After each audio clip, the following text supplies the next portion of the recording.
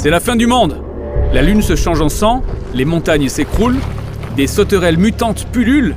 Ce ne sont que quelques-unes des images étranges que renferment les textes dits apocalyptiques de la Bible.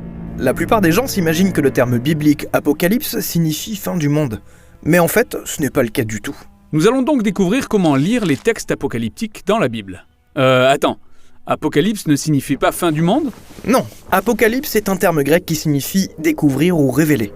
Une apocalypse est une révélation soudaine de la véritable nature de quelque chose qu'on ne voyait pas auparavant.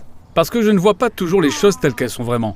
Oui, nous avons tous une manière d'interpréter le monde qui nous est coutumière et qui peut entraver ou brouiller notre vision. Une apocalypse joue le rôle d'une révélation.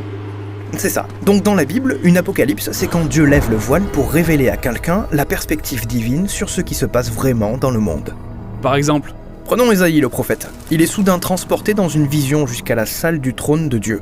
ah oui, il est dans le temple de Dieu, décrit comme une passerelle entre le ciel et la terre. Là, Dieu lui donne une perspective divine sur le passé, le présent et l'avenir d'Israël. Ainsi, Ésaïe peut exhorter et réconforter le peuple de Dieu à son époque. Pense aussi à l'apôtre Paul, qui cherchait à arrêter la mission de Jésus avant d'être lui-même arrêté en chemin par une vision du Jésus ressuscité en personne. Oui, il comprend qu'il lutte contre la chose même qu'il espérait, et cela change le cours de sa vie. Ces apocalypses nous donnent une perspective céleste d'une situation terrestre, elles donnent de l'espoir ou lancent une exhortation. Elles peuvent même tout changer. Là, ce sont des récits bibliques sur des gens qui ont reçu une apocalypse.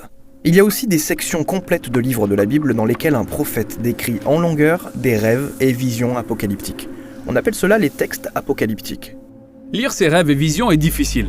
Ils sont remplis d'images étranges. Prenons le livre de Daniel. Il y décrit sa vision de bêtes féroces qui sortent d'une mer sombre et écrasent les gens sur terre. Ensuite, un personnage appelé le Fils de l'homme est exalté afin de régner sur le monde. Que se passe-t-il ? En fait, les textes apocalyptiques sont écrits dans un style poétique stimulant l'imaginaire et rempli de symbolisme. Comment puis-je savoir ce que signifient ces symboles ? D'abord, en étudiant le reste de la Bible. Les images apocalyptiques sont basées sur des schémas récurrents bibliques qui commencent dans la Genèse et se développent tout au long de la Bible. Comme la mer chaotique des premières phrases de la Bible que Dieu dompte sans les éliminer en ordonnant sa création.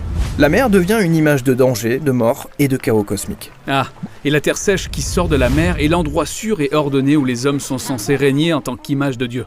Oui, et aussi sur la terre, il y a des bêtes que les hommes sont censés dominer. Mais en continuant à lire, les hommes sont trompés par une bête. Et commencent à se comporter comme des bêtes violentes. Exactement. Parfois, un prophète peut donner le sens d'un symbole. Comme dans Daniel, on apprend que ces bêtes représentent des royaumes humains s'adonnant à la violence. Mais le plus souvent, les auteurs présument qu'on sait retracer une image à travers le récit biblique afin d'en comprendre le sens. Examinons maintenant le dernier livre de la Bible, l'Apocalypse. Une très longue vision. C'est une apocalypse de A à Z. Oui, et ça marche de la même manière. Ça commence par Jean le visionnaire qui est transporté dans la salle du trône de Dieu où il voit Jésus ressuscité en sa qualité de roi exalté du monde. Mais Jésus est dépeint comme un agneau ensanglanté. Oui, c'est un schéma récurrent qui montre que Jésus est l'agneau sacrificiel de la Pâque juive et aussi du jour des expiations. Il a donné sa vie pour les péchés du monde. Ensuite, Jean voit le dragon suprême, la puissance spirituelle qui donne son pouvoir aux violents empires terrestres. Il est chassé par Jésus, le véritable roi du monde. Oui, ça me rappelle que quand je lis l'Apocalypse, je suis frappé par toute cette destruction et cette violence cosmique. Ce que je veux dire par là, c'est que ça se reproduit encore et encore. Oui, dans l'Apocalypse, le jugement de Dieu est subdivisé en 3 sections de 7 cycles.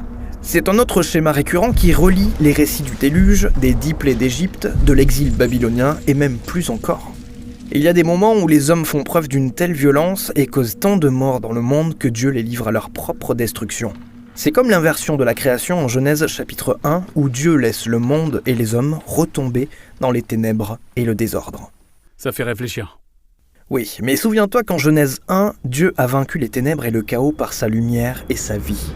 Dans l'Apocalypse aussi, la mort de Jésus et du monde, tel que nous le connaissons, est la voie vers une création renouvelée qui a commencé à la résurrection de Jésus. Donc si l'Apocalypse ressemble à la fin du monde, il s'agit en fait du début d'un monde renouvelé, où le ciel et la terre sont réunis et les hommes créés à l'image de Dieu dominent toute la création dans l'amour et la puissance de Dieu. D'accord, ça fait beaucoup à assimiler. Oui, et il y a encore beaucoup de choses difficiles à comprendre dans ces livres. Mais l'objectif des textes apocalyptiques est très clair. nous donner une perspective céleste sur nos circonstances de vie terrestre, afin que chaque génération des enfants de Dieu puisse être exhortée à agir, éprouver du réconfort et recevoir de l'espoir pour l'avenir. Ça y est, on l'a fait. Dans cette série visant à découvrir comment lire la Bible, nous avons parcouru les genres littéraires des Écritures. On y retrouve les genres du récit, le poétique et l'épistolaire. Nous avons appris aussi comment lire toutes les sections principales de la Bible. C'est très beau comme littérature, et bien élaboré.